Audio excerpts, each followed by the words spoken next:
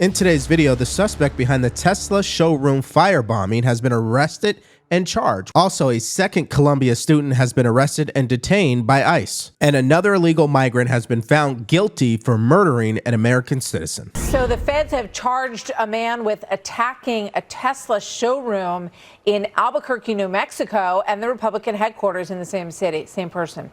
So here's the suspect. Interesting. Some interesting lipstick there. 40 years old, Jamison Wagner is now, we are told, in custody. Senior national correspondent William LaJeunesse looking into who this individual is and reporting on this live from Los Angeles. Hi, William.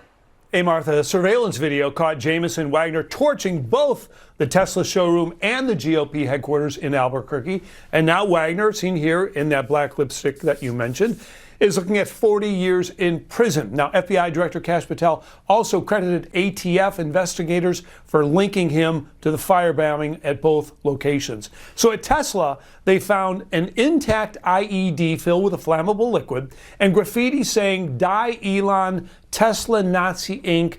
and a swastika on the building and 6 vehicles. Then it was about a month later that cameras picked up the same suspect wearing black clothing and a mask, carrying a white box, where he also firebombed the GOP headquarters and spray painted ICE KKK in perfect lettering on the building. So let's give credit to the Attorney General Pam Bondi. She's continuing to show up and deliver results. And she put this up. Breaking. We have made an arrest in connection to the February firebombing of a New Mexico Tesla dealership and the March attack on the New Mexico Republican Party headquarters. We will be prosecuting to the fullest extent of the law. We are seeking up to 40 years in prison, no negotiating. Outstanding work by the FBI, ATF, and USAO New Mexico. Now, what's interesting about this criminal, and listen, we saw the picture of what he looks like, so we know he's unhinged. Definitely from the left. He's not a conservative, okay? He committed a crime, not once, but twice. And he committed a crime in February and then another one in March, but he used the same spray paint, the same stencil, basically the same equipment. Brother, I mean, if you're going to commit a crime, can you exercise some common sense or what? Now, I think someone might be visiting one of those prisons. It looks like you got one of these guys, a terrorist, right. And he's got some lipstick. What's that? You know, Jesse, this guy is charged with committing the Tesla offense in New Mexico in February and then the GOP headquarters in March. These people thought they could get away with it. They can't. This is our 5th major arrest on Tesla. I guess they are listening. They better listen. This guy is looking at 40 years in prison. I have directed my prosecutors not to make any offers. He is going away, if convicted, for 40 years. He is the 5th major arrest we've made, and stay tuned for more. What shade of lipstick is he wearing? It looks like a deep purple. The shade this season, though, is lavender, so he's a few shades darker. Now, this next story just happened about 30 minutes ago. Okay, the Trump administration has detained and plans to deport a Mr. Madawi, who is a Palestinian green card holder, also went to Columbia University, who has been involved in these anti-Israel protests. We've also now learned of another student activist arrested by federal authorities today. A lawyer for Columbia University student Mosa Madawi says that the permanent U.S. resident was arrested and detained by Homeland Security Department agents after attending his naturalization interview today. A habeas petition obtained by ABC News shows that Madawi was allegedly an outspoken critic of Israel's military campaign in Gaza and organized student protests. Now, there's no comment yet from the Trump administration, but Madawi's attorney is telling ABC News his legal team is doing what they can to locate their client right now. Now, Mr. Madawi, who is he exactly? Well, Palestinian national. He's here on a green card, attended Columbia University. Obviously, he was arrested by DHS during his interview to become a natural citizen. That's interesting. Described by officials as a leader in anti-Israel, pro-Palestinian campus protests, accused of leading anti-Semitic demonstrations, including targeting Jewish students. Obviously, DHS and the State Department are going to claim that this is a national security and terrorism concern. People like Bernie Sanders, which I'm going to show you, claim his arrest was politically motivated and violated due process. And finally, DHS and Trump officials says his support for extreme causes made him a legitimate target for removal. Now, before I explain all the sides to this issue, let's hear what MSDNC is saying. I am such an institutionalist, and I thought this day would never come. But I want to make sure people understand we are here. Everyone's, at least I have tried to say, we're not yet in that constitutional crisis. That is what is going on right now. All right. So Democrats say we're in a constitutional crisis. Here's what Senator Bernie Sanders says. Mr. Madawi of White River Junction, Vermont, was illegally detained by ICE during what was supposed to be the final step in his citizenship process. Mr. Madawi, a legal resident of the U.S., must be afforded due process under the law and immediately released from detention. And there's only one thing I'm going to point out that's actually false here, where Bernie Sanders claims the individual was illegally detained. You cannot be illegally detained. Law enforcement always has the right to detain anybody. Doesn't mean you're arrested or convicted of anything. In case you need a little bit more evidence to find out who this guy really is, take a look at this clip. And because there's nothing more honorable than dying for a noble cause, for freedom, for humanity, and for justice.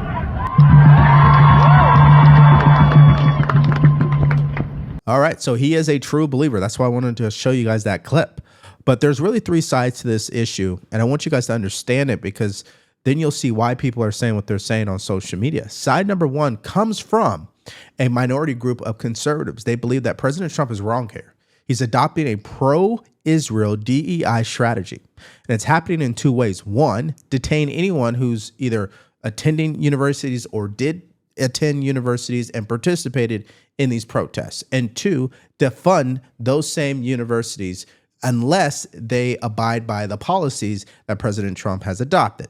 Side number two, which is from Democrats, and everybody knows this, they believe the president is a authoritarian and he's exercising his authoritarian powers and he's being a tyrant towards people.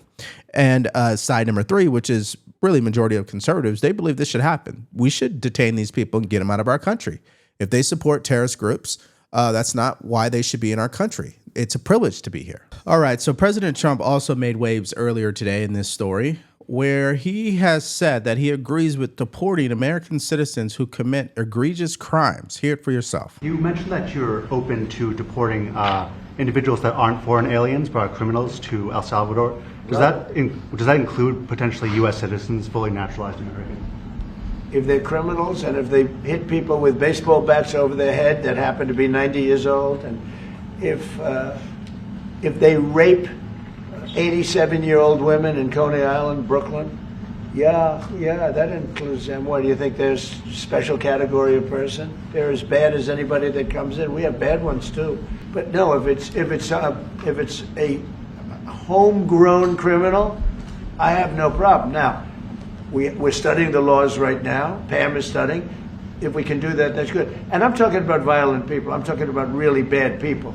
Really bad people. I'd like to go a step further. I mean, I said it to Pam. I don't know what the laws are. We always have to obey the laws. But we also have homegrown criminals that push people into subways, that hit elderly ladies on the back of the head with a baseball bat when they're not looking, that are absolute monsters.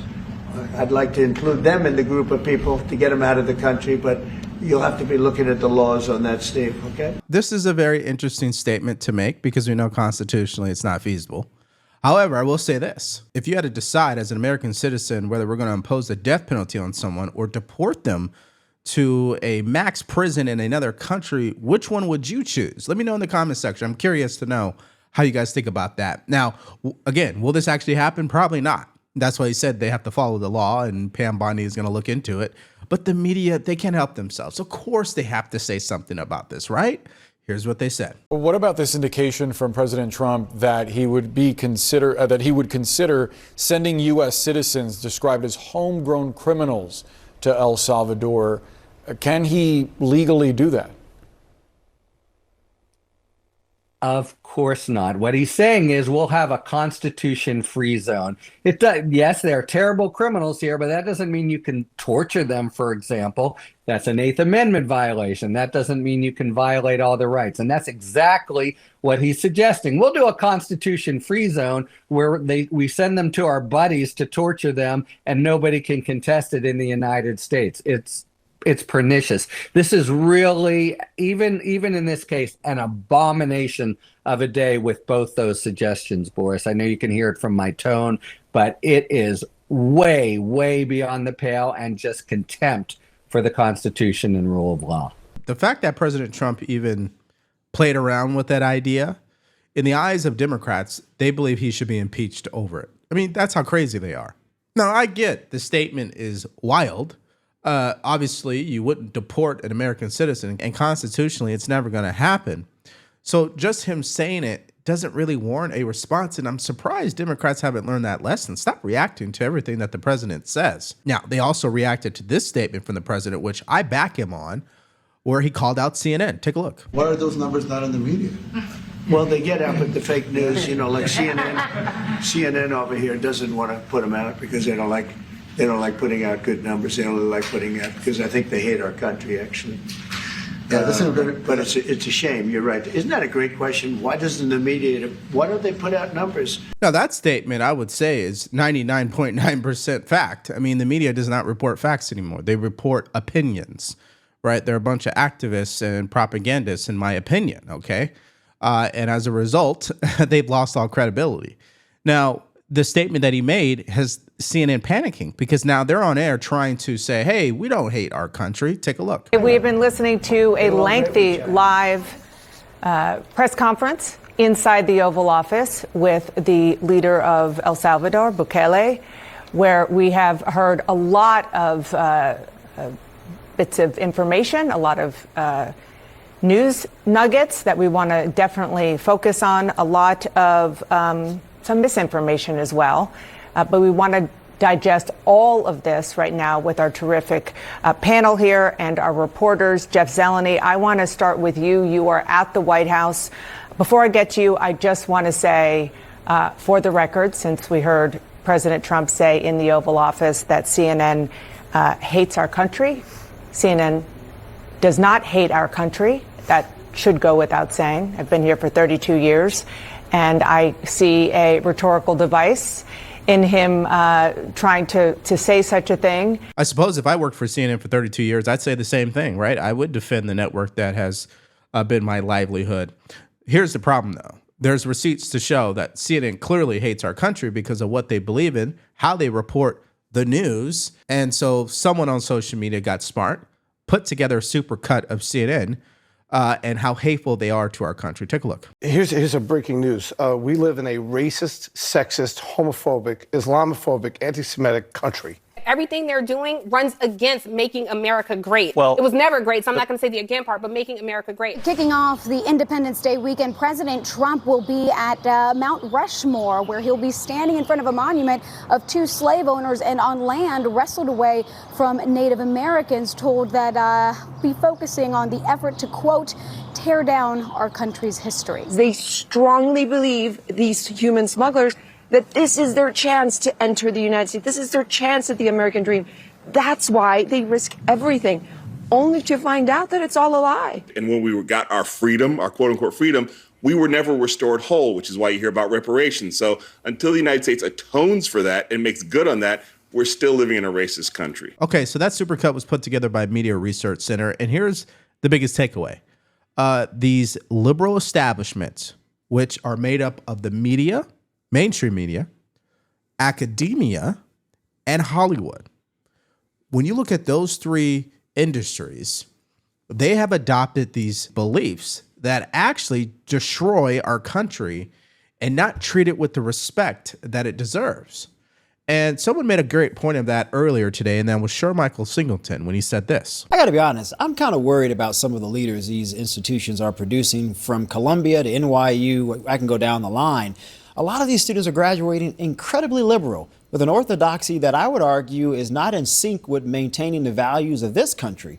And so if you're a conservative and you're thinking about the next generation of leaders, do we really want the next generation of leaders to be more friendly towards adversarial ideals than the ideals that have made this country great? I would certainly say no. Yeah, and I agree with him because Democrats have been showing us, especially over the past 4 years, that they have more compassion for violent offenders and criminals and illegal aliens than they do for American citizens who are victim to these crimes. And that takes us to this next story where another illegal alien has been found guilty for doing what?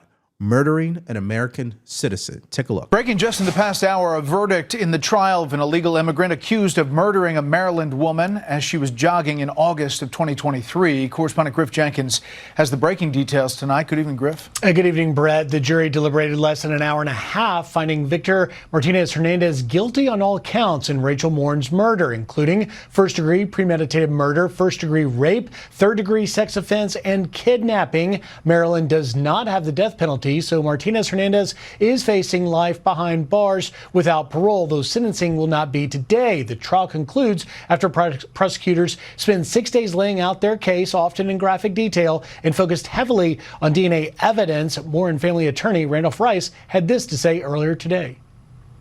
You've got the DNA, which is really that sort of linchpin of the argument that ties it all together, and that's why they put it on at the very end.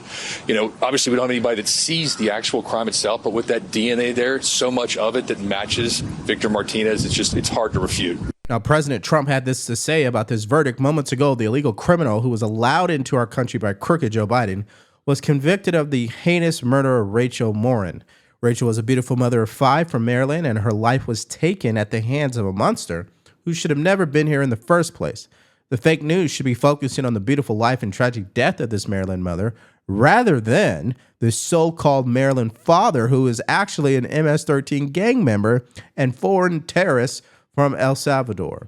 We will never forget Rachel Morin and are committed to protecting women like her across our country. We will deport illegal murderers, rapists, and criminals. Make America great again. And he brings up a great point. And of course, we're going to show you how a congressman has more outrage for the deported migrant, the Maryland Father of the Year, and less outrage for this woman. And Greg Price is the one who pointed it out. Think of this. When Rachel Morin, an actual Maryland mother, was killed by an illegal gang member, the only thing Chris Van Hollen did was give a statement to a news outlet. But when an illegal from El Salvador gets deported, he's ready to fly down there to free his constituent. And here is the actual letter, as you guys can see in the photo, from the congressman. And so this is just the hypocrisy from Democrats and why what Shawn Michaels said is spot on. They have continued over time to adopt these beliefs and be more soft on crime, especially towards these violent criminals, instead of being soft for the victims. All right, so in the comment section, let's get your guys' reaction to a couple of questions. Question number 1. Do you agree with President Trump when it comes to detaining and deporting individuals who are here on student visas or green cards and they are supporting terrorist groups? That's my first question. The second question, do you agree that CNN hates our country? Let me know what you guys think about both those questions in the comment section below. Now, earlier today, Fox News caught some heat because for some reason they thought it was a smart idea to get into some debate with Stephen Miller in regards to SCOTUS's ruling that basically said that the president must facilitate the return of the deported migrant who went to El Salvador. Well, if you missed out on that heated exchange and more stories from earlier today, all you have to do is click on that video because it's coming up right now.